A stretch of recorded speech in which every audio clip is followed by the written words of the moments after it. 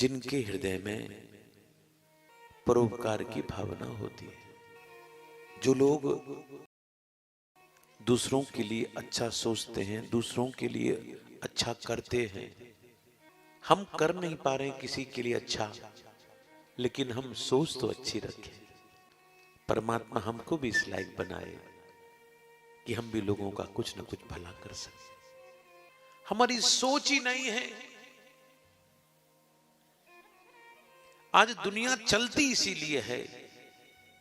आज मेरे भारत के किसी भी कोने में चले जाओ, जगह जगह धर्मशालाएं, प्याऊ, अन्न क्षेत्र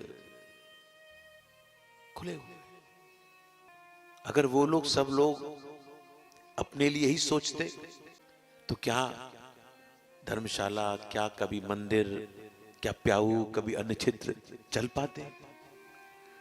जब यहां से जाते हैं तो मुड़ते ही कोने में एक लाल सी बिल्डिंग देखता हूं, शायद धर्मशाला है। धर्मशाला लगी मुझे, किसी न किसी ने बनवाई होगी आपके यहां, लोग ठहरते भी होंगे और जिसने बनवाई है उसको आशीर्वाद भी देते होंगे। अगर वो सज्जन जिन्होंने धर्मशाला बनवाई वो अगर धर्मशाला नहीं बनवाते तो आज कितने लोग वहां ठहर नहीं पाते। तो कम से कम ठहरने वाला व्यक्ति उसको याद तो करता है। फलाने लाला जी हुए, फलाने सेठ जी हुए, अच्छा उनके परिवार में कोई है क्या? अच्छा ये वो परिवार है, अच्छा बात है। उसके प्रति सद्भावना निकलती। बंधुओं, धन होना एक अलग बात है और धन का उपयोग अच्छे काम में करना दूसरी बात है। हर किसी का धन भी अच्छे काम में लग नहीं पाता। खूब चेष्टा कर लो, नहीं लगे। कोविड में एक सज्जन हमारे दिल्ली के हैं, बीमार हुए। कोविड से बीमार नहीं थे, बीमारी थी।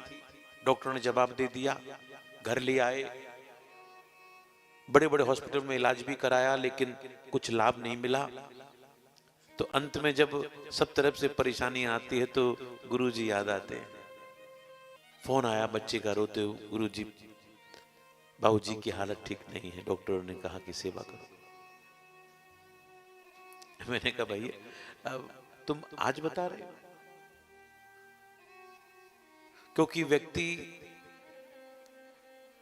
जब सब तरफ से निराश हो जाता है तो उसके जीवन में भगवती कृपा होती है। मैंने कहा अच्छा ठीक है, कुछ रुपया हो तो लेकर आ जाओ वृंदावन। तो वो कुछ रुपया लेकर वृंदावन आ गए, करीब 12-13 लाख रुपए लेकर आए सुबह सुबह दे। तो वो पैसे लेकर वृंदावन आ गए और दोनों पति पत्नी ने कथा सुनी। कथा तो कोविड में चली रही थी हमारी वृंदावन में। और कमाल की बात देखना, जितने भी कथावाचक हैं दुनिया के, मैं कोई बड़ी बात नहीं कर रहा, दुनिया के जितने कथावाचक हैं सब अपने घर में बैठे थे। भागवत जी कृपा से कह रहा हूं, एकमात्र मैं एक ऐसा वक्ता था कि कोविड में एक दिन भी ऐसा नहीं था जिस दिन मेरे मुख से कथा नहीं निकली हो।